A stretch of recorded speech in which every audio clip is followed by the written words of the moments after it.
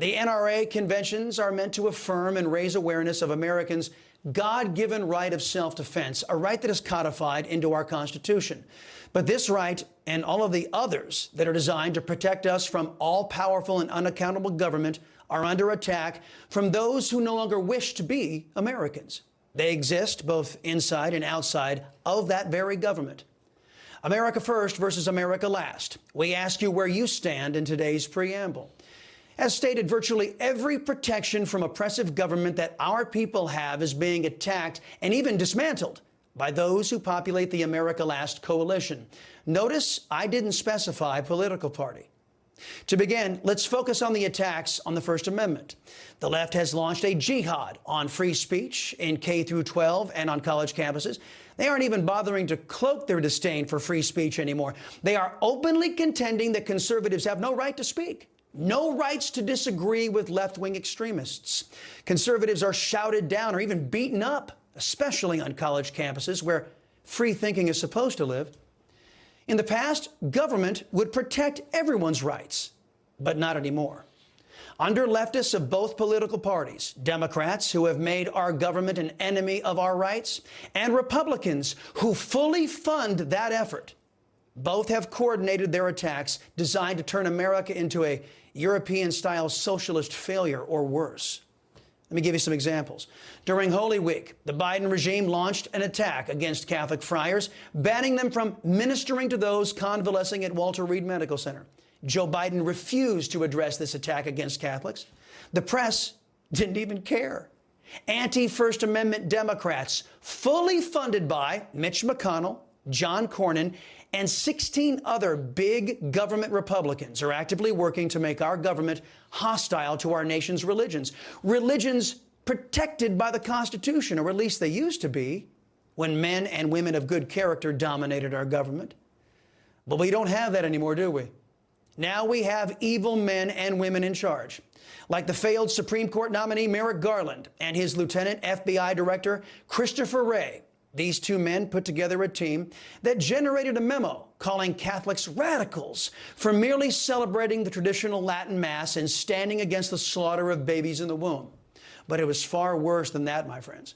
Merrick Garland, under oath, testified that there was no effort to undermine or supplant or undertake so-called tripwire operations inside the church by the FBI.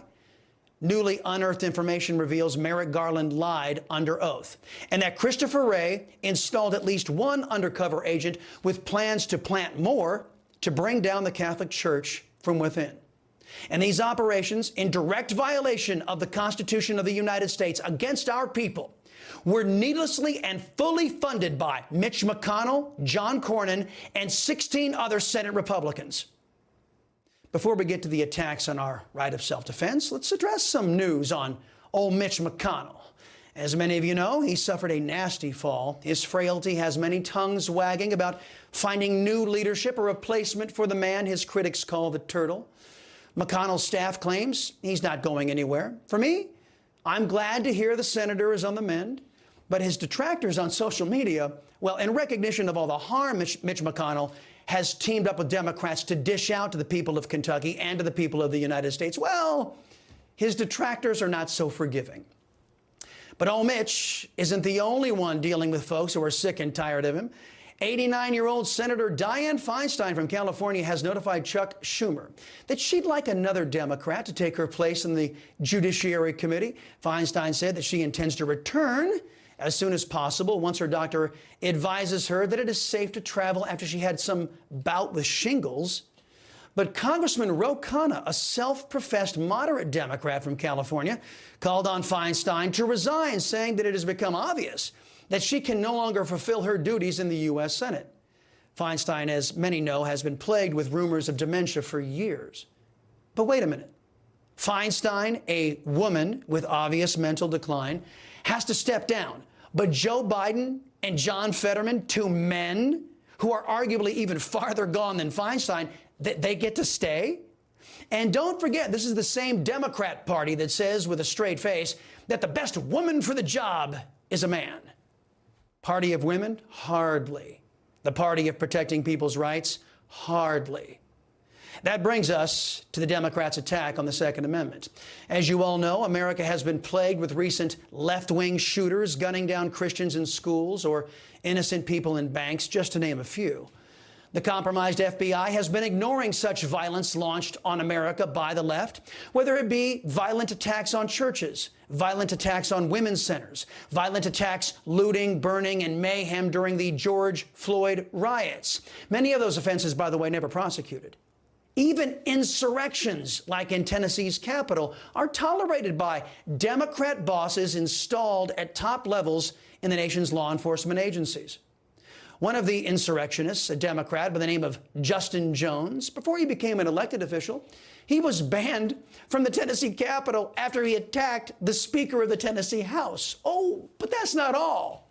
A year later, he was caught on tape attacking a motorist with a traffic cone during a George Floyd riot.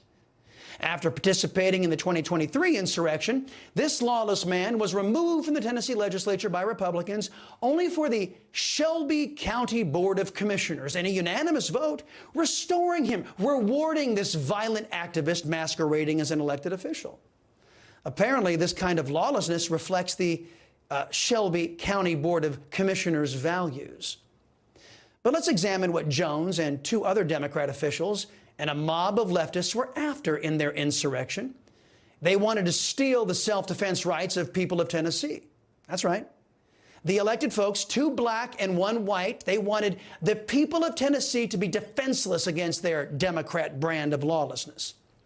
But it goes deeper than this. The leftists who committed the Tennessee insurrection were signing on to the oldest form of racism in American history. The first widespread gun control measures were implemented to disarm blacks and keep them vulnerable to attacks from whites, white Democrats in the Jim Crow South, to be specific. And here you have 2 black representatives, Pearson and Jones, along with one of their white collaborators, seeking to disarm all of us. You know, those who fail to learn the mistakes of history are doomed to repeat them. And we are doomed if Republicans continue to fund violence, lawlessness, attacks on our rights, and attacks on our people launched by leftists in the Democrat Party.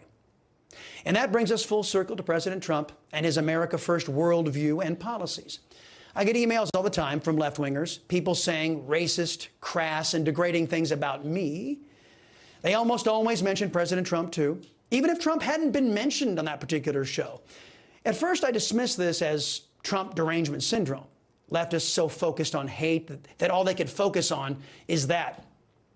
But then it occurred to me, they don't really hate me per se, though they really can't stand that I'm a liberty-loving Latino opposing their totalitarianism. I don't even think they really hate Trump. What they hate is our support for the United States of America. They hate America and every freedom we have. So I ask you, are you America first or America last? President Trump has an advantage over most of his Republican challengers. When he got into office, he delivered on his promises. Republicans like John Cornyn, they talk like conservatives when they campaign, but they sell off our rights, like our Second Amendment rights, to win favor with their Democrat friends the first chance they get. But guys like Ron DeSantis, now he has a good story to tell in regards to delivering with all the good he's doing in Florida. This nation's debate has been reduced to its bare essence. Our choices are no longer between conservative or liberal, no longer between Republican or Democrat. Our choices are now between those who want to preserve America and those who wish to destroy America. There's no room from here on out for nuance on this real-world choice. It's time for our people to get busy in making the right choice. As for me, I put freedom first. I put limited government first. I put the rule of law first. I put America first.